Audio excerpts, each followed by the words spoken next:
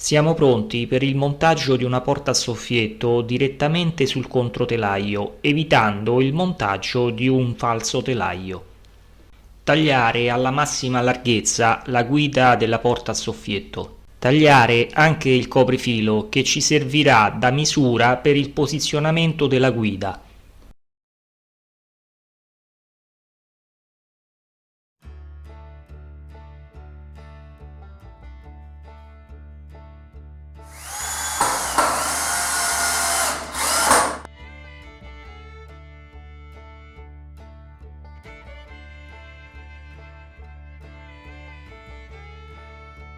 Inseriamo i carrellini nella guida, spingendo la porta nella zona centrale, esattamente in corrispondenza dell'unica vite messa.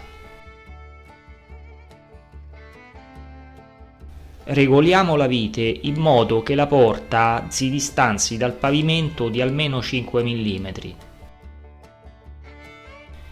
A seguito di questa misura possiamo selezionare il giusto spessore per colmare lo spazio tra la guida e il controtelaio. Prima di fissare la guida utilizziamo di nuovo il coprifilo per allinearla.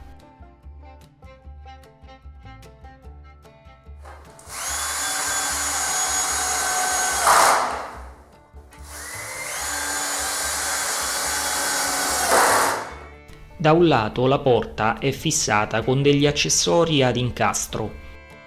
Questi vanno fissati sul montante del controtelaio in corrispondenza del centro guida.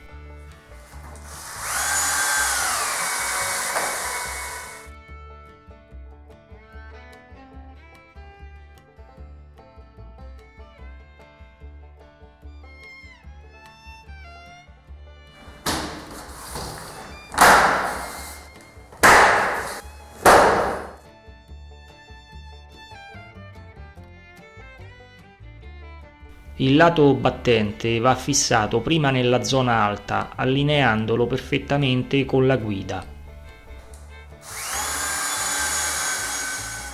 Nella parte bassa utilizziamo il coprifilo che ci darà la giusta distanza.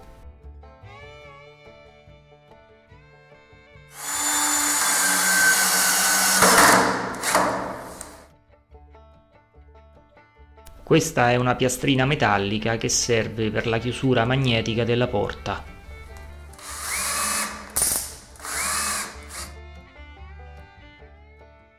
La maniglia è completamente a incastro.